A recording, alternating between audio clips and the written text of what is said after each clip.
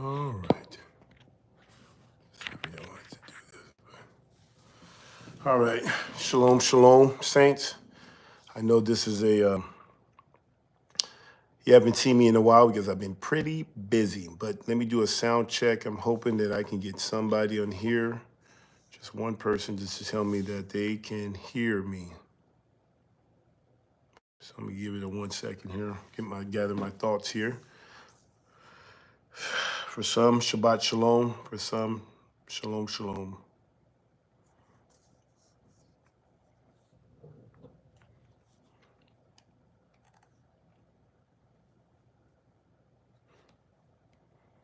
All right. Bless you. Do you guys hear me? Just give me a 10 if you guys can hear me. Just a few people that's on there. 10, 10. All right. Glory. Hallelujah. All right, guys, I'm going to keep this short. I've been busy. I've been real busy. You guys haven't seen me coming on our weekly thing, doing our live stream. Just was out of the country for a while and then came back. And since I've come back, landed in the States, I've been dealing with some things with my father.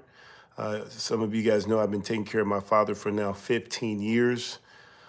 So that's prior to coming into this ministry. I've been caring for my father since I retired from the league. I think I retired in 2008. Broke ground on building this house. And then we moved in 2010. And shortly after that, my dad moved from Los Angeles to Wisconsin. And I've been taking care of him since 2010. And it's been almost 15 years. 2010. Yeah, that's a lot. It's been 15. It's been 15 years when you think of it. 20. Yep. 25. Yep. 15 years. And so the first 7 years was when I was in Christianity. I was taking care of my dad, and then the last 8 years has been when I've been in the Truth with Straightway Truth Ministry. And I just want to say this: like, my dad means a lot to me. I wouldn't be where I am today. I wouldn't have been as successful as successful as I was in the NFL. With just how I came out. My father played a huge role in that. He taught me how to work hard. He instilled in me that whatever you do, you finish it. Whatever you do your very best. That's all he always ever asked for. I grew up in South Central Los Angeles, Crenshaw. Went to Crenshaw High School, and my dad, there was no opportunity for me to join gangs. If I was in the gang, my dad would have laid it into me. The world would probably say he was abusive. I think he was just loving. I feared my father when I did something wrong. Now I didn't walk around afraid of my father, but truly, if somebody was going to report me, if the teacher said, I'm going to report this to your father, if your mom says when your dad gets home, fear, I trembled in fear because when my dad disciplined us, it did not feel good. Just his voice alone put fear in anybody. I know us all growing up, and but it made it easy for me to be a good student, a good player, a good husband. I saw my dad as a good husband, a good father. I have a big family because of my dad. He was my father. He was the head of the house, and I wanted to have a family like him. I just wanted to be like my dad. I wanted to be a plumber like my dad. I wanted to be a dad like my dad. I wanted my children to love me like I love my dad. And so it's tough to see your father, in this time as he gets older, from seeing him from being the strong man to now where he needs help. And I am thankful. I am honored and thank the Most High that I get to, as his eldest son, that I get to take care of him in such a time as this. So I'm thankful. I'm thankful for the opportunity to honor him as he live out his years here on earth. But it has not been easy. It's very hard. Anyone that's ever cared for a loved one who's dealing with health issues, it's hard. It's very hard. I know a lot of people, when they call, they always ask, "How's your dad doing? How's your dad doing?" But when I know that somebody's taking care of a loved one, because of my situation, I always ask you, how are you doing? No one ever thinks about the caregiver and the strain and the sleepless nights and all that goes into taking care of that loved one. I mean, the person that's being taken care of it's going to pretty much be okay, but you got to worry about the person who's actually giving that person care. So my heart goes out to all those who have taken on that responsibility to care for their loved one, especially their parents. But I wanted to share something here that has compelled me to come out. And I'm not here to talk about what I've done, because to me, it's really more important about what Yah's done. And being in this time right now, I think about the time when I was in Christianity and the 7 years that I had my dad. I was a father of 7 children at the time, really 7 children. I never met the eighth one. You guys know my story if you've been watching me. But it was hard. It was very hard. I felt lonely. Even though I had a wife, she really did not help me in caring for my father. If anything, she was more of a thorn on my side, murmuring, complaining. We could be on date nights. And at that time, my dad could move around, but then he would have moments he gets stuck. And we had to call the date night off and had to run home and help my father. Sometimes we could be doing other things and be interfered, but that's just part of taking care of your loved one. And during that process, I believe my ex-wife at the time was making complaints to her friends, complaining to the leadership at the church that we were at. And, over time, people start, putting pressure on me to consider putting my father in an assisted living or in a home. And coming from a Nigerian background, that's not something that we normally do. That's not something that I never thought to do, just because that's not how we handle our loved one. But pressure came on, and I eventually, came to the conclusion that this is what I'm going to do, because everybody's saying it, everybody was encouraging, pushing it, and in my mind, in my crazy mind, I thought, like, maybe there's an answer to prayer, because there was a facility 5 minutes away from here, literally 5 minute drive, not that far from here. They just built it, and so I thought, like, hey, this is great. My dad would be really close. It was a facility that they didn't do everything. So there was something that I had to do something for him every night. So it required me to see him every night. And I thought it was perfect, because at least I wasn't going to put my father away, out of sight, out of mind. I still had to be involved. The children can come and visit him. So sometimes he can come and visit. So anyway, long story short, I put my dad in there. But it was difficult. Every night I gotta go take care of my dad. And I eventually had to hire help. There was a guy named, as a matter of fact, not a guy, he's still involved, Roger. He's been helping me for a long time. I just want to give a shout out to Roger. He's been a dear friend in all of this stuff. And the reason why even though I'm hiring Roger, I think in the beginning he was raising his rates, and he got to a point he stopped raising his rates. Came into the truth. People were discouraging him from coming to the house, was concerned for his safety. People were saying, are you not afraid? They're a cult, they're this. And Roger was not listening to the noise. Roger has been faithful. He's been coming here ever since. And I just want to give a shout out to Roger. I even told Roger during the time he came here, I said, Roger, have you ever read the Bible? He says he's never read the Bible. I challenged him to read the Bible. And you will see everything. And he actually did read the Bible. I think he's on his third round now. And he says a lot of Christians don't read the Bible. I said, Roger, I told you, when you read this, you're going to be able to say you did something that most Christians just don't do. They don't read the Bible. But Roger's been there. But and there was other people too. There's people that came and gone. A guy named Ray, he helped me. He's more of a commandment keeper than as a Christian, but he came and helped me. There was another pastor that kind of did work out, but once I stopped going there, he stopped helping me. But for the most part, there's people that came and gone, try to help out, but it's hard. It's hard to. It's like a revolving door. But Roger has been there. So now, speed up. This is the part I really want to get to, and I'm moved. I'm very humbled. I'm humbled that Yah would be so gracious to me to, opening my understanding, giving me eyes to see, ears to hear the truth.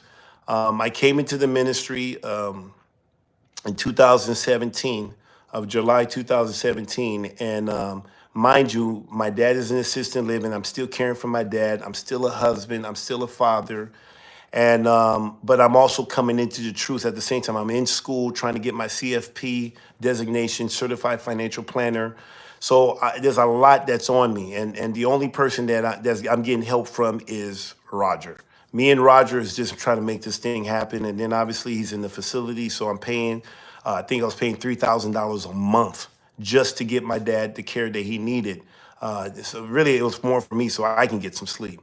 So anyway, coming to the truth, wife leaves, and so I'm here like family meant everything to me. I'm here trying to take care of trying to find my family, what's going on, marriage is breaking down, and as I'm going through this stuff, I'm still mindful, even though I've been hit hard emotionally, spiritually, with all that's going on. I had the dream, everything just, falling apart. And the whole time I'm mindful that I can't not just express to my dad what's going on with my life right now, because this will put him in a deep depression and it can make his health. So I'm mindful not to say too much to him because I'm concerned about his health.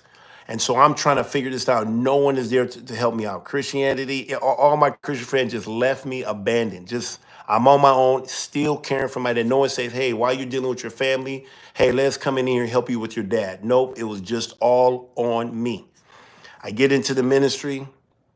I get to, obviously know about Straightway Truth Ministry. Pastor Dow gets word somehow talking that my dad is in assisted living.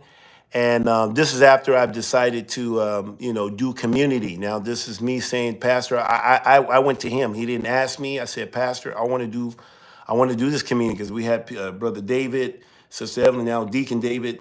They were coming, Brother Jordan, Brother Ryan. It was just us, a small crew. We got even Amariah in there. She was a little girl, and it was just us. And I just said, let's do community. So we all moved in, or they all moved in here. And my dad, Pastor Dow, said, "Hey, your dad shouldn't be in assisted living. Get him home." And not only Pastor Dow, and I just want to thank Pastor Dow just for his love the example that he shows.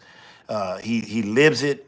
He backs it with the word, backs it with his lifestyle. I just want to just say all praise to the Most High Yah. I thank Yah for Pastor Charles Dow Jr.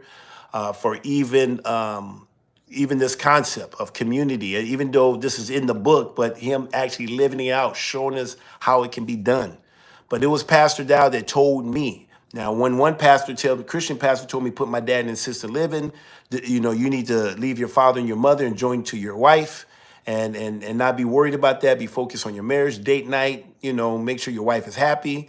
And then I come into the truth and pastor says, hey, that's not how we treat our father. You get your dad and you bring him home, get the guys to go get your dad home, and we will send you a sister to help you. All you got to do is give her a place to stay.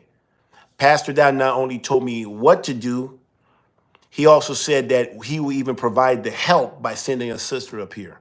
Well, that sister came out here, did an amazing job, got things cleaned up at the thing. We was able to move my dad in here. We were excited. We finally had two sisters. At the time, it was just Sister Evelyn. Now we have another sister. And not to get too much into that story, but that situation with the sister did not work out.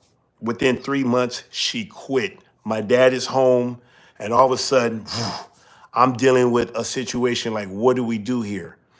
Then we have an elder in the ministry. He's still an elder in the ministry, head of a community, Elder Mitchell in Kentucky. He had a sister there named Kyrisha. And out of his love. Now, so you got Pastor Dow starting it off. And then Elder Mitchell hears about that we lost a sister. And he says, hey, we have a sister here. She has two children, a boy and a son and a daughter.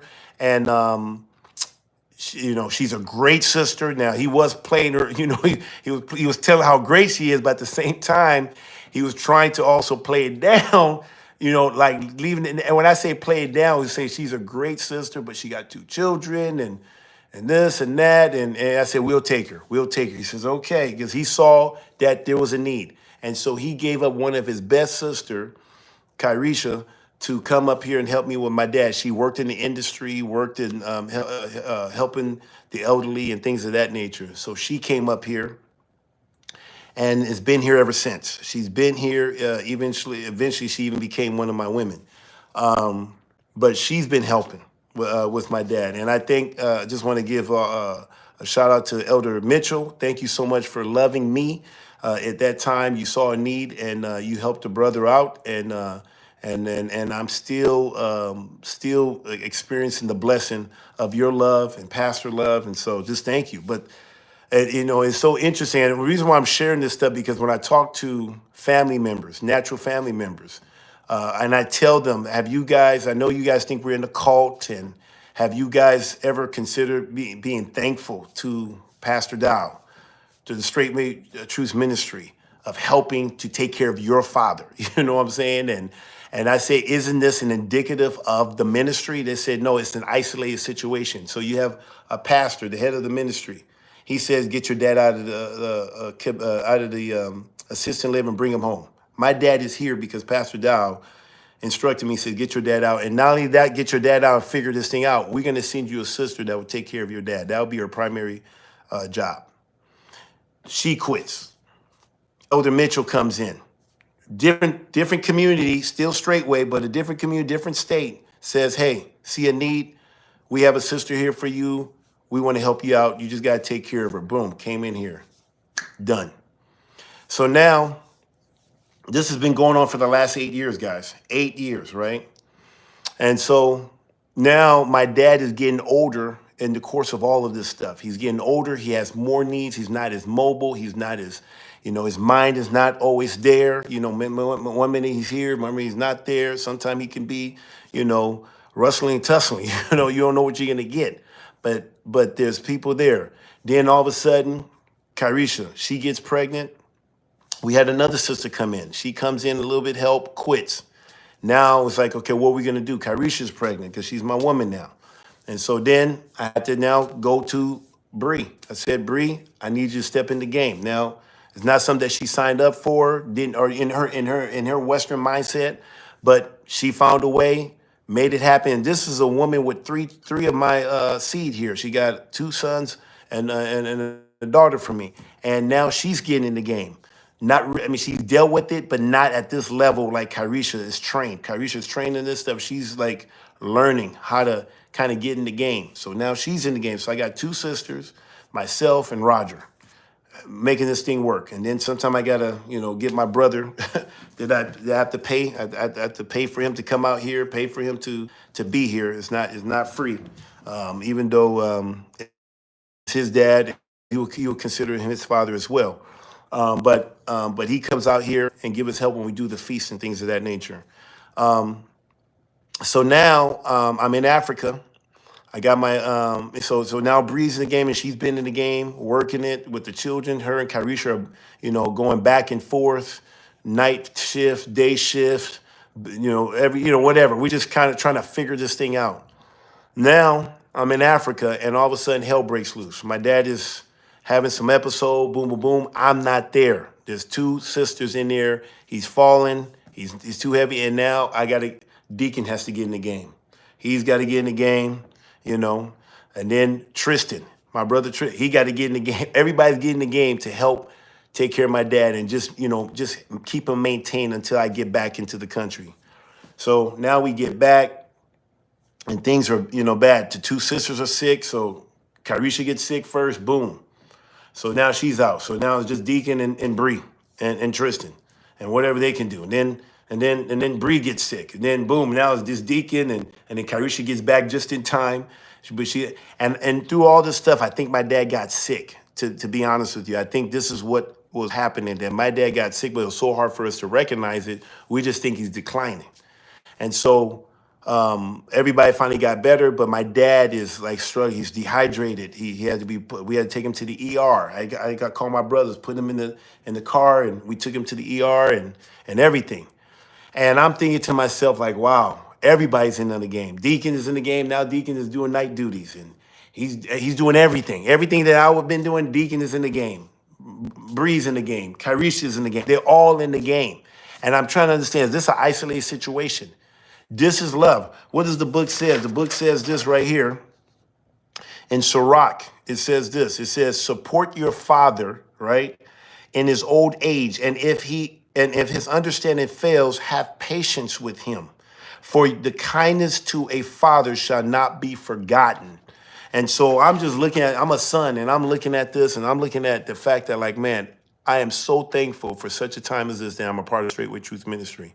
I think I'm so thankful to have brothers and sisters and women who are willing to come and carry on this burden with me, that I'm not doing this all by myself. Because when I was in Christianity, even though I had some higher help and a little here, it was stressful. It was lonely. Even though I had a wife, the most that she did at that time was give cold cereal. She wouldn't change the sheets. She wouldn't, nothing. I'm just telling you, but that's Christianity. That's a Christian woman, and that's that world. But then you come here, we're the cult, and all I see is love. All I see is obedience. All I see is us truly living this word out. We're living it. We're living our real fruit. The book says you will know them by their fruit. And so I'm so thankful. And this is not just with me. I see Pastor doing that with his mom and his dad, and his late father. I see other people that's being taken care of in this ministry.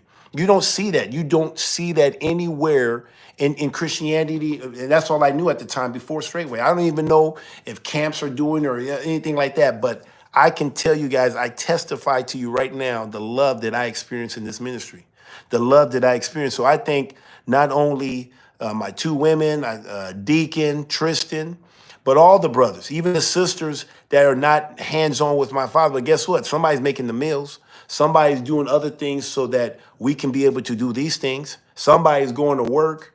So we are all working together, and they're praying, they're believing, they're helping out where they need to be helped out. If I can't get the, maybe Tristan or whatever, then I can call Brother Jordan. I can call Xavier. I can call any brother. I can call any brother. And not one single brother says, man, hey, I didn't, they're all in here to help. But let me call back home. They checking their scale. Oh, can't make it. Can't do it. Sorry. Hey, can you help us out? I mean, it's like, man, when you start making that call, but then they can criticize you and what you're doing and what you're not doing. And now they have backed off now. They have backed off. So let me just publicly say that. They have backed off. But man, I tell you, when things are, they want to tell you how to do it. They're calling the police on you, getting a welfare check and saying that you're not doing this right. I'm like, what is it? And you calling the police and knowing that the police don't like us up here? And you calling them about a welfare check? They're just looking for a reason to come up here and start shooting or start causing some type of problem. So these are the type of stuff that we be running into, but I just want to give all praise to Yah. I just want to say thank you for Pastor Dow for, paving the way, sending his sister. I want, like I said, want to go back and thank Elder Mitchell, Roger, my two women, Bree, Kyrisha, Deacon, and all the other brothers and sisters. I mean, they've been helpful, and this is why I think we need community. I mean, yes, I got money, yes, I got it, but it was hard. But I can tell you right now, even though my dad has gotten older, even though he needs more help, but guess what? It's not as stressful as it was when he was able to do a lot more on his own. And the same house, everything is all the same pretty much. But the only difference is I have help. I have support. I got people who are like-minded. We live we have everything in common unity. And so I just wanted to put this out there. This is just, everybody wanted to tell you all these bad things about Pastor Dow and Straightway Truth Ministry, and even the people that left, they can say all bad. Who's going to say anything good when they leave? I'm going to just say one thing. No matter what happens, I'm going to just say this.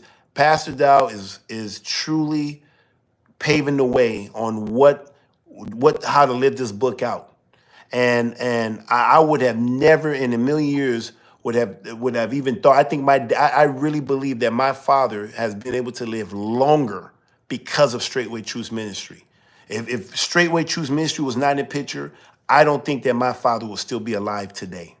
I can honestly say that I don't think he'll be, because the care that he's getting here, we have a doctor that comes here to see my dad. He's looking at the setup, he's looking at the support, and says, bro, he's looking at my dad and says, you must be a special man, because for you to get this care, you must have done something good in your life. That's what he's saying, because he says, you see, and I'm here talking to the doctor. I said, doctor, would anybody do this for their family? He says, I've been in practice for over 30 years, and it's very rare to see people take care of their loved ones, especially their loved ones. It's rare. He did it. Matter of fact, when he comes, it bring back memories on how he took care of his father when he was older and before he passed away. And so he's looking at this stuff, and so he has a special heart for my dad, and he's our family doctor, and he's coming here. But he says, man, and then when my dad was in the ER, just to make another point, we was at the ER. I'm looking at how the ER did. Okay, they did the best. I'm glad they got him hydrated, great. But I'm looking at this stuff. I said, man, we are doing a better job than what they're doing here.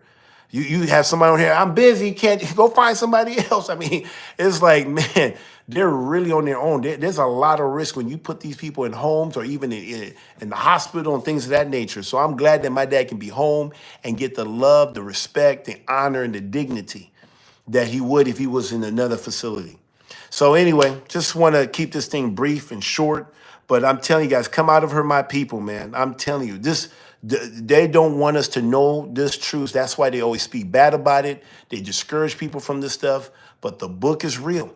The book is real, and what the things that Pastor Dow's teaching, what he's showing by example, the things that he encourages, the things that he support, I can't make this thing up. And so I hope to get on here, but some of the reasons why I've not been able to get on here, because we have been trying to figure out, as things is changing in my dad's health, we're just trying to figure out how to help him in this new challenges. And now Deacon, he can't be behind the thing, is he's out there helping me now. So I couldn't even do this video if it wasn't for help right now. So anyway, just pray for my father, guys. Please keep him in your prayer. He is getting better. He's gotten better, a lot better. But if you guys, I just want to use this opportunity to ask for a prayer for us and for my dad, that he does get better. I think he is getting better, just slowly. We're just trying to get him to get more fluids in so he can stay hydrated and get back to himself. So he's seen some doctors. Everything looks good. It's just now we just got to kind of get him drinking some water, eating again, and get his mind a little bit out of that confusion state. So if you guys can pray for us, pray for me, I truly appreciate it. And just once again, all praise to the Most High Yah. I thank Yah for his servant, Pastor Dow, and all the Straightway Truth Ministry. I really could not have done this, and I don't even have the same testimony in Christianity. It just wasn't there. But Straightway has been there 1,000%, if that exists. And so they've been there, and I'm so thankful. And I'm indebted. I'm indebted to this ministry. This ministry has given me a lot. Did they give me a lot in money? No, but they give me a lot in love. Love, love. I wouldn't even know what love was like if I didn't experience Straightway, because in Christianity, I thought that was love. And now when I'm here, all I can think of in my past is hate. Even to this day, I'm going to end on this note. Even with my father in the condition that he's in, obviously I told my brother knew about it. He reached out to my children with my ex.